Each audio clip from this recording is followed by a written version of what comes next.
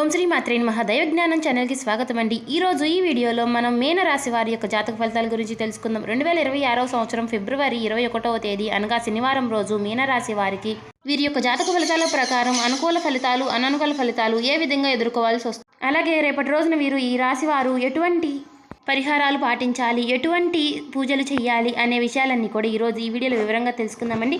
ఇంకా మన ఛానల్ని ఎవరైనా కొత్తగా చూసేవారు ఉంటే సబ్స్క్రైబ్ చేసుకుని వాళ్ళు దయచేసి సబ్స్క్రైబ్ చేసుకొని ఈ వీడియో మీకు నచ్చినట్లయితే ఓం శ్రీ మాత్రే నమః అని కామెంట్ చేసి లైక్ చేసి మాకు సపోర్ట్ చేయడం మాత్రం మర్చిపోకండి. ఇక వివరాల్లోకి వెళ్ళిపోదాం. అలాగే ఈ రాశి వారికి బ్రహ్మంగారి కాలజ్ఞానం ప్రకారం బ్రహ్మంగారు ఏదైతే చెప్పారో అదే విధంగా జరుగుతుందని చెప్పుకోవాలి. రేపటి రోజున మీకు కొన్ని సమస్యలు అనేవి ఎదురవబోతున్నాయి. వాటిని మీరు ఎలా పరిష్కరించుకుంటారు, వాటిని ఎలా మీరు ఎదుర్కొంటారు అనే విషయాలన్నీ కూడా ఈరోజు ఎలాంటి పరిహారాలు పాటించాలి అనే విషయాలన్నీ కూడా ఈరోజు ఈ వీడియోలో వివరంగా తెలుసుకోండి. అనుకున్నది సాధించేంత వరకు నిద్రపోని మనస్తత్వం కలవారై ఉంటారండి. ఈ రాశి వారు ఏదైనా సరే చేయాలి అనుకుంటే మాత్రం ఖచ్చితంగా దాన్ని ఏదైనా సరే సాధించి తేలుతారు. ఎన్ని అడ్డంకులు వచ్చినా సరే వాటినన్నింటినీ కూడా ఎదుర్కోవడానికే ప్రయత్నిస్తూ ఉంటారు.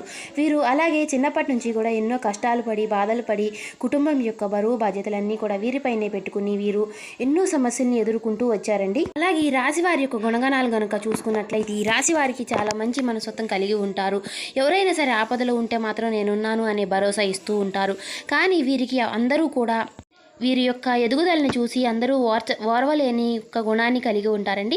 వీరికి అందరూ కూడా ఎక్కువ స్నేహితులు కూడా చెడు చేయాలని కలిగిస్తూ ఉంటారు. అంటే ఒక మాటలో చెప్పాలంటే వీరు మంచికి పోతుంటే వీరికి చెడు ఎదురొస్తుందని చెప్పుకోవచ్చు. ఎందుకంటే ఆ విధంగా వీరికి ఎప్పుడు కూడా చెడు జరగాలని చూస్తూ ఉంటారండి. వీరి నాశనాన్ని కోరుకుంటూ ఉంటారని చెప్పుకోవచ్చు. కానీ ఈ రాశి వారు అందరినీ ఇట్టే నమ్మేస్తూ ఉంటారు. అందరినీ నమ్మేసి వీరి యొక్క కష్ట సుఖాలన్నీ అందరికీ చెప్పుకుంటూ ఉంటారు. కానీ ఎదుటివారు మాత్రం వీరిని నమ్మించినట్లు నమ్మించి వీరి దగ్గర ఒకలాగా వీరి వెనకమాల ఒకలాగా ఉంటూ ఉంటారండి. వీరి విషయాలన్నీ చెప్పుకుని వేరే వాళ్ళ దగ్గర చెప్పి ఎగతాళి చేస్తూ నవ్వుకుంటూ ఉంటారు. కాబట్టి ఈ రాశి వారు ప్రతి ఒక్క విషయము గుర్తుపెట్టుకోవాలండి. ఎందుకంటే మీరు అందరినీ నమ్మడం వల్ల మీరు అందరి దగ్గర మోసపోవడం అనేది జరుగుతుంది. ఈ రాశి వారు చిన్నప్పటి నుంచి ఎన్నో కష్టాలు బాధలు పడ్డారు కాబట్టి వాటన్నిటికీ సమాధానాలు దొరికే రోజులైతే రానే వచ్చాయండి. ఇక సుఖపడే యోగం అనేది కలగబోతుంది.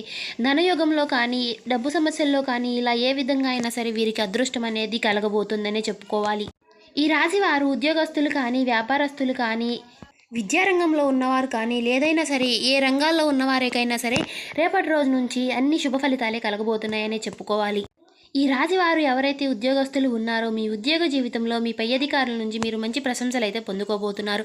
కాకపోతే మీతోటి ఉద్యోగస్తులు మిమ్మల్ని మీ పై అధికారుల నుంచి చెడు చేయాలని చూస్తున్నారు. వారి విషయంలో మీరు కాస్త జాగ్రత్తగా ఉండి ఆ సమస్యలకి మంచి పరిష్కారం అనేది ముందుగానే కనుక్కొని వారు ఎవరు అని తెలుసుకుని వారితో మీరు కాస్త దూరంగా ఉంటూ అంటే మంచిగానే ఉంటూ దూరంగా ఉండడం మీకు చాలా మంచి జరుగుతుంది. అలాగే వ్యాపారస్తులు ఎవరైతే ఉన్నారో మీ వ్యాపార జీవితంలో మీరు కొన్ని మెలకువలు నేర్చుకుంటారు. అదేవిధంగా కొన్ని నష్టపోయే అవకాశాలు కూడా ఉన్నాయండి. మీ తోటి వ్యాపారస్తులతో మీరు కాస్త దూరంగా ఉండటం జాగ్రత్తగా ఉండడం అనేది చాలా మంచిది. వారు మీతో ఉంటూనే మిమ్మల్ని మోసం చేయాలని చూస్తున్నారు. అలాగే మీ ఇరుగు పొరుగు వారితో మీరు కొన్ని చిన్న చిన్న సమస్యలు గొడవలు జరిగే అవకాశాలు కూడా ఉన్నాయి. కాబట్టి మీరు ఒక మాటలో చెప్పుకోవాలంటే ఎవరితో ఏ విధంగా ఉండాలి, ఎవరితో ఏ విధంగా మాట్లాడాలి అనే విషయాన్ని మీరు గుర్తుపెట్టుకొని ఎవరితో ఏం చెప్పాలి అంటే అందరినీ నమ్మేసి అందరికీ మీ విషయాలన్నీ చెప్పుకోవడం వల్ల మీరు అందరి దగ్గర చులకన అవ్వే అవకాశాలు కనిపిస్తున్నాయి. కాబట్టి మంచి చెడులు అనేవి ఉంటాయి. కాబట్టి తెలుసుకుని మీరు మాట్లాడడం వల్ల మీకు అన్ని సమస్యలు కూడా తొలగిపోయి మంచి రోజులు అనేవి రాబోతున్నాయి. మీకు ధన ద్వారాలు అనేవి తెరుచుకోబోతున్నాయి. లక్ష్మీదేవి యొక్క రాక అనేది జరగబోతుంది. అలాగే మీకు ఆ పరమేశ్వరు యొక్క ఆశీస్సులు ఎల్లప్పుడూ కూడా మీకు తోడుగానే ఉంటాయి. ఆ పరమశివుడి యొక్క మీకు ఆశీస్సులు తోడుగా ఉండడం వల్లే మీకు ఎన్ని సమస్యలు వచ్చినా ఎన్ని ఒడిదుడుకులు వచ్చినా సరే మీకు ఆ సమస్యలు అనేవి కనపడకోకుండా పోతున్నాయి. కాబట్టి ఆ పరమశివుడి యొక్క మీకు హెల్ప్ అనేది మీకు ఆ దేవుడి యొక్క ఆశీస్సులు అనేవి మీకు ఎల్లప్పుడూ తోడుగానే ఉంటాయి. అలాగే ఎవరైతే ఎక్కువ అనారోగ్య సమస్యలతో బాధపడుతున్న వారు ఎవరైతే ఉన్నారో మీ ఆరోగ్య సమస్యలకు కూడా చెక్ పెట్టే అవకాశం అయితే రాబోతుంది.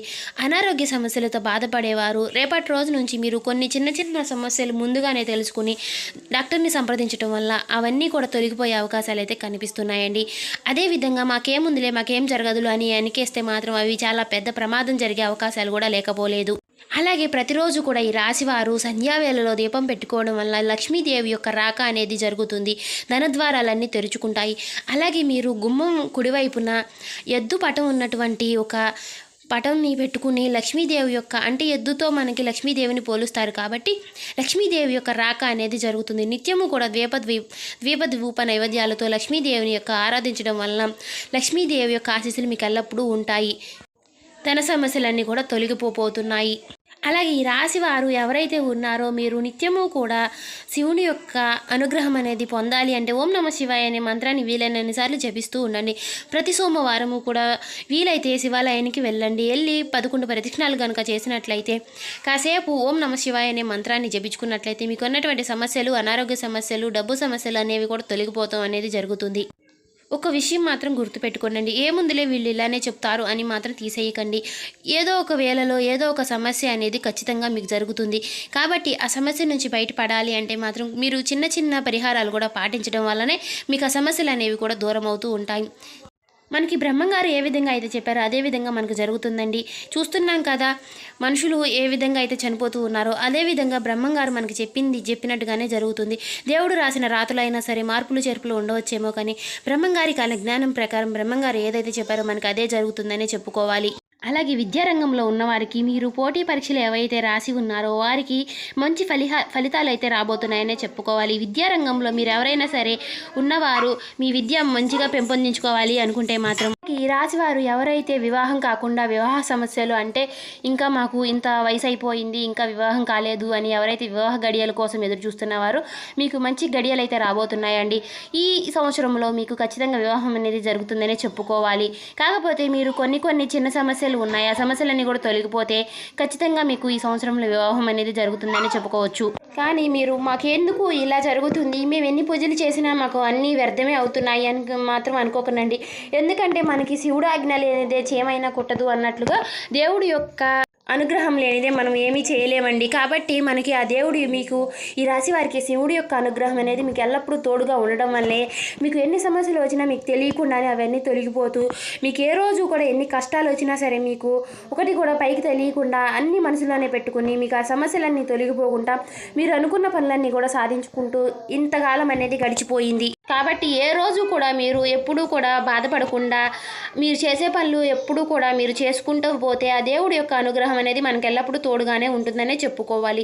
చూశారు కదండి, లక్ష్మీదేవి యొక్క అనుగ్రహం కూడా మనకి నిత్యము కలగాలి అంటే మాత్రం ఖచ్చితంగా సంధ్యావేళలో మార్నింగ్ టైంలో కూడా మీరు దీపం చేసుకోవడం వల్ల దీపం పెట్టుకోవడం వల్ల మీకు సమస్యలన్నీ కూడా తొలగిపోతాయి.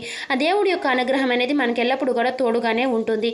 అదేవిధంగా మీరు అనారోగ్య సమస్యలతో బాధపడుతున్న వారు ఎవరైతే ఉన్నారో 70-80 ఏళ్ళు పైబడిన వారు ఎవరైతే ఉన్నారో ముందుగానే చిన్న సమస్యలుగా ఉన్నప్పుడే ముందుగానే డాక్టర్ను సంప్రదించి ఆ సమస్యలన్నీ కూడా తొలగిపోయే అవకాశాలు కనిపిస్తున్నాయి.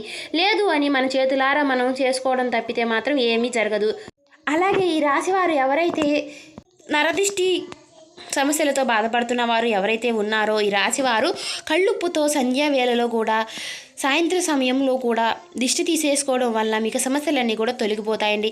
అదేవిధంగా మీరు ఎవరైతే ఎక్కువ సమస్యలతో బాధపడుతున్న వారు ఎవరైతే ఉన్నారో ప్రతి శనివారము కూడా నవగ్రహాలకి 11 ప్రదక్షిణలు చేసి నల్ల నువ్వులు నల్ల వస్త్రముతో నవగ్రహాలకి 7 వారాలు కానీ లేదంటే 11 వారాలు కానీ 9 వారాలు కానీ ఇలా పూజ చేసుకోవడం వల్ల మీకున్నటువంటి సమస్యలన్నీ కూడా తొలగిపోతాయండి.